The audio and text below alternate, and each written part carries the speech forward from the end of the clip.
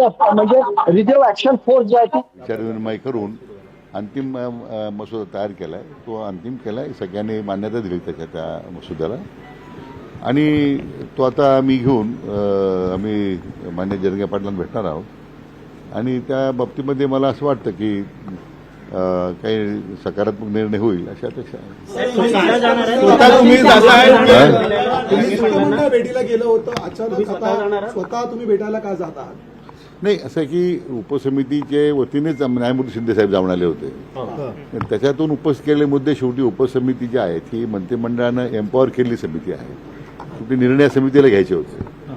आणि म्हणून न्यायमूर्ती शिंदे साहेबांच्या समितीने ज्या गेल्यानंतर चर्चा केल्यानंतर जे मुद्दे उपस्थित झालेत त्याच्यावर समितीने गेले 2-3 दिवस मग कायदेशीर मत घेतलं. ॲडव्होकेट शिंदे साहेबांचं मत परत त्याच्यावर त्यांच्याशी चर्चा केली. माननीय ॲडव्होकेट जनरल साहेबांच्यावर आम्ही चर्चा केली विस्तारानं. आणि मग आता तो त्या ज्या कायद्याच्या चौकटीत बसणारा जो प्रस्ताव होता या संदर्भात आपण तयार केलेला आहे.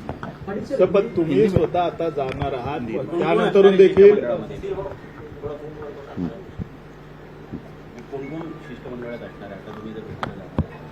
आता माझ्या समेत आमचे समिती सदस्य शिवेंद्रराजे भोसले साहेब आहेत, माननीय जयकुमारजी आहेत, गोरे आहेत, माणिकराव कोकटे साहेब ते जॉईन होत आहेत आम्हाला. कारण आता हे सगळ्या अचानक घडामोडी सगळ्या घडल्यात. बाकी मात्र सगळे सन्माननीय मंत्रिमंडळातील सदस्य या सगळ्या प्रक्रियेमध्ये जायचे आहेत. गेले 2-3 दिवस काही होते, काही ऑनलाईन होते, पण या सगळ्या चर्चेमध्ये त्यांचा सहभाग होता. आणि आमच्या विभागाचे सगळे मग सामाजिक न्याय विभागाचे सचिव किंवा आमच्या विभागाचे सचिव जे म्हणजे उपसमितीचे सदस्य सचिव आहेत ते मग वेगवेगळ्या विभागाचे जे अधिकारी त्या समितीत आपण घेतलेले आहेत ते सगळेच त्या ठिकाणी हजर राहतील. पण तुम्ही गेल्यानंतर मागे घ्यावं म्हणून मसुद्यात नेमका काय दिलेला आहे? नाही, मला वाटतं आपण ती चर्चा आता करण्यापेक्षा एकदा आम्हाला त्यांच्याशी चर्चा करू देत. मला वाटतं ती चर्चा झाल्याच्या नंतर मग तो प्रसिद्ध तो पब्लिक डोमेनमध्ये येणारच आहे. परंतु आम्हाला विश्वास आहे की शासनाच्या या भूमिकेमुळं मान्य जरंगे पाटील समाधानी होतील अशी आमची अपेक्षा आहे. गंभीर गुन्हे दाखल नसलेल्या मराठा युवकांवरती जे गुन्हे दाखल करण्यात आलेले आहेत, ज्याच्यामध्ये जे गंभीर गुन्हे दाखल नसलेल्या युवकांवरचे केसेस जे आहेत ते मागे घेतल्या जातील असं काही मसुद्यामध्ये मेन्शन केलंय का? या बाबतीमध्ये स्पष्ट भूमिका शासनानं मांडलेली आहे. म्हणून त्या मसुद्यामध्ये मग ते गुन्हे मागे घ्यायचा प्रश्न असेल, त्या मृत नातेवाईक मृत आंदोलक जे आहेत त्यांच्या मुलांना पाल्यांना नोकरी द्यायचा प्रश्न असेल, हे सगळे विषय आपण ॲड्रेस केलेले आहेत.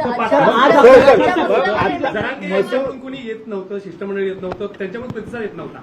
आज यापूर्वी म्हणजे ड्राफ्ट पाठवण्यात आलाय, तुम्ही जाण्याआधी त्यांच्याकडून कोणी आलं होतं का? त्यांनी बाजू ऐकून घेतली का? कारण वारंवार असं होतं की त्यांच्याकडून कोणी येत नाही असं सरकारचं वारंवार म्हणणं. त्यांच्याशी चर्चा झाली नाही, पण त्यांच्या ज्या मागण्या आल्या होत्या आमच्यासमोर पहिलं निवेदन आलं, नंतर न्यायमूर्ती शिंदे साहेबांच्या माध्यमातून काही त्यांचे मुद्दे समोर आले.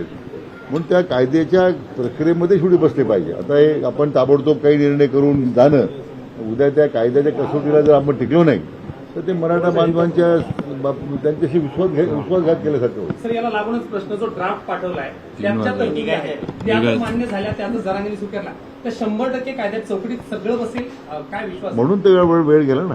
कायद्यात चौकटीत बसावेत आणि त्या कसोटीमध्ये टिकाव्यात म्हणून तेवढा वेळ गेला. विभागाचे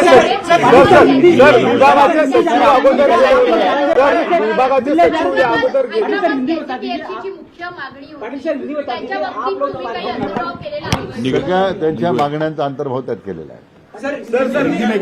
विभागाचे आयुक्त अगोदर गेले होते. मसूदा तैयार किया आपने, अब मसूदा प्रक्रिया क्या हो, किस प्रकार से? नहीं, अभी उन्होंने जो पिटीशन दिया था सरकार को, उसके तहत हमारे समिति ने न्यायमूर्ति शिंदे जी को वहाँ भेजा था. उनकी भी काफ़ी विस्तारित चर्चा हुई और जो मुद्दे सामने आए हैं उसके ऊपर काफ़ी गौर किया समिति ने. हमारी उप समिति ने गेले 2-3 दिन से काफ़ी पहल की, यानी जो जुडिशरी एंगल से भी देखा है.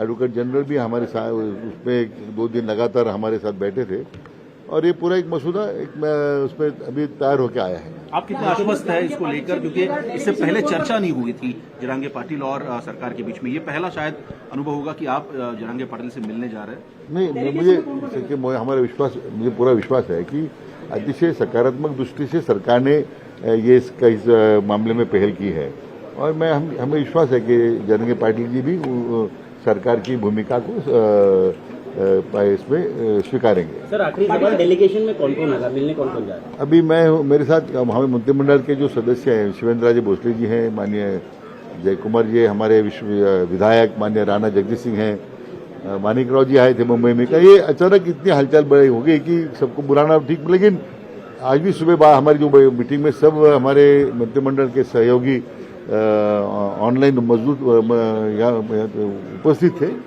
और सबका एक मैं खुशी इस बात की कि एक सर्वसम्मति से इसको अभी उसको हमने मंजूरी दी है। सर ड्राफ्ट में कंटेंट क्या रहेगा उसके बारे में क्या मैं समझता हूँ अभी ड्राफ्ट अभी उसका तो उनको देने के बाद तो आपके सामने कागज आएगा ही। नहीं, ऐसा कि मैं इस उप समिति का मैं अध्यक्ष हूँ और उसमें हमारी कोई प्रतिष्ठा नहीं है। जो मांगे मराठा आंदोलन ने रखी है उसके ऊपर तो मेरा कोई प्रतिष्ठा का प्रश्न मैं नहीं कर रहा हूँ। अंतिम लोग अपने अधिकार के लिए लोग आंदोलन कर रहे हैं तो उनको उनके सामने जाना और उनसे बात करना तो मैं तो समझता हूँ कि एक तो हमारा कर्तव्य बनता है। सर जो प्रोटेस्ट के दौरान जो ठिकाणी मोठी बातमी समोर येते। हायकोर्टात आता आंदोलनाप्रकरणी ही सुनावणी सुरू झालेली आहे। उमेश, खरं तर 3 वाजेपर्यंत मुंबई शहर खाली करण्याचे आदेश देण्यात आलेले होते, डेडलाईन देखील संपलेली आहे, तर दुसरीकडे आता हायकोर्टात ही सुनावणी सुरू झालेली आहे। 3 वाजेपर्यंतची डेडलाईन होती आणि त्या जी याआधी सुनावणी झाली 1 वाजता त्यानंतर सांगितलं होतं की 3 वाजेपर्यंत मुंबईचे जे रस्ते मराठा आंदोलकांनी थांबवलेले आहेत किंवा त्या रस्त्यांमध्ये गाड्या लावलेल्या आहेत त्या सर्वच्या सर्व 3 वाजेपर्यंत हटवण्यात यावा अशा प्रकारच्या सूचना केल्या होत्या। त्यानंतरची जर आता आपण परिस्थिती पाहिली तर आपण पाहू शकतो की